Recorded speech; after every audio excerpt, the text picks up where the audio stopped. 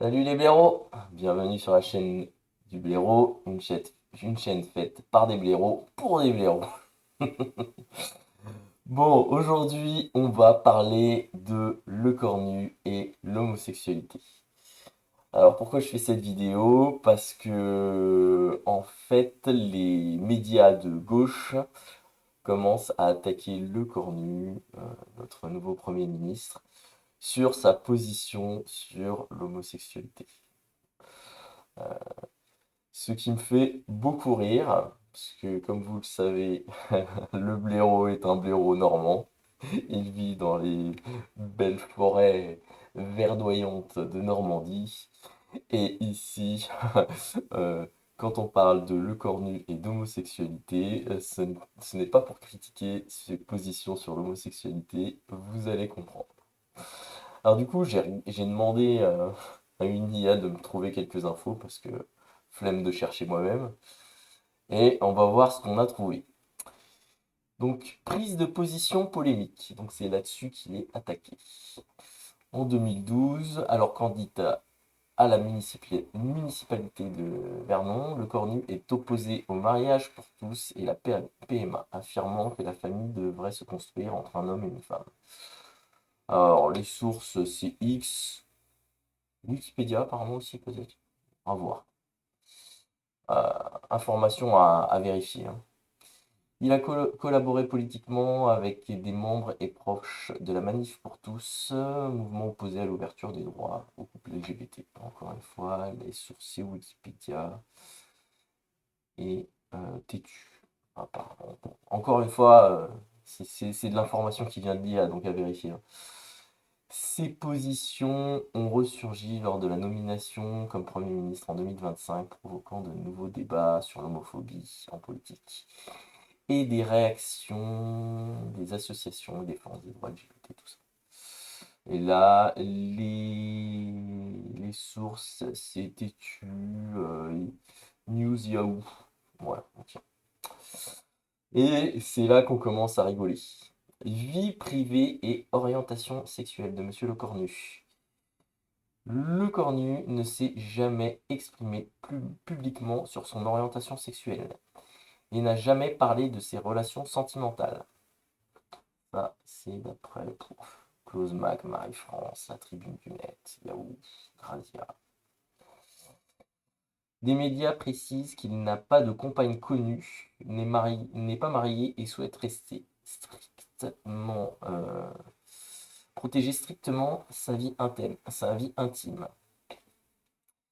Il est réputé pour son extrême discrétion et son aversion à la pipolisation, ce qui alimente les spéculations, mais ne fait aucune affirmation sur son orientation sexuelle. Eh ben, je peux vous dire que les spéculations y vont à fond ici en Normandie. Ça y va sur les spéculations autour de la vie privée de Monsieur Le Cornu. On va continuer, vous allez voir que c'est drôle parce qu'il y a un autre personnage qui est très discret sur sa vie privée, c'est Monsieur François Ouzillot, que vous ne connaissez certainement pas. Qui est François Ouzillot, c'est le maire de Vernon. Donc c'est le maire du fief de Monsieur Le Cornu, de la baronnie de Monsieur Le Cornu.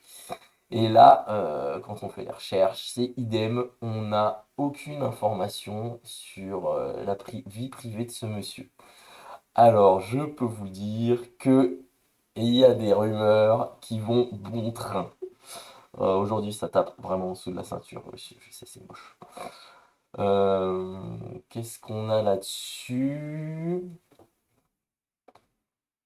Qu'est-ce qu'on a là-dessus? Donc, d'après Génération Vernon, il est reconnu pour son engagement et sa collaboration étroite avec Sébastien Lecornu, ok. Il soutient l'organisation de la Pride, ok, d'après BFM TV. Sa vie intime reste totalement privée, sans déclaration ni rumeur confirmée sur sa sexualité ou relation personnelle. Donc ça, c'est Vernon 27, LinkedIn. Donc on n'a rien, donc c'est assez amusant. Et quand on parle de la vie de Monsieur Le Cornu, le troisième personnage dont on entend parler, on en a entendu parler notamment sur le média, sur YouTube, c'est Monsieur Jacques Garcia. Et alors, qu'est-ce qu'on trouve là-dessus? Il hébergerait souvent Monsieur Le Cornu dans son château, dans l'Eure, d'après Le Point. Monsieur Le Cornu apprécie l'environnement y séjournant parfois pour se détendre, fumer un cigare dans le jardin. D'après Le Point encore. La relation est basée sur l'amitié et la discrétion. Garcia lui offrant ponctuellement un refuge contre le stress du monde politique. Ouais, on peut imaginer. Voilà, voilà. Donc, comme je vous disais, quand la gauche et l'extrême gauche attaquent Monsieur Le Cornu sur ses positions, euh, bon, il y a beaucoup de gens ici en Normandie que ça fait beaucoup rire parce que les rumeurs y vont bon train sur la vie privée de Monsieur Le Cornu. Donc maintenant que c'est notre Premier ministre, ça n'est plus, non, ça ne va plus rester au sein de la Normandie, ça va rester, ça sortira pas de l'Union européenne. Allez, là-dessus, je vous remercie de m'avoir écouté. Salut les blaireaux.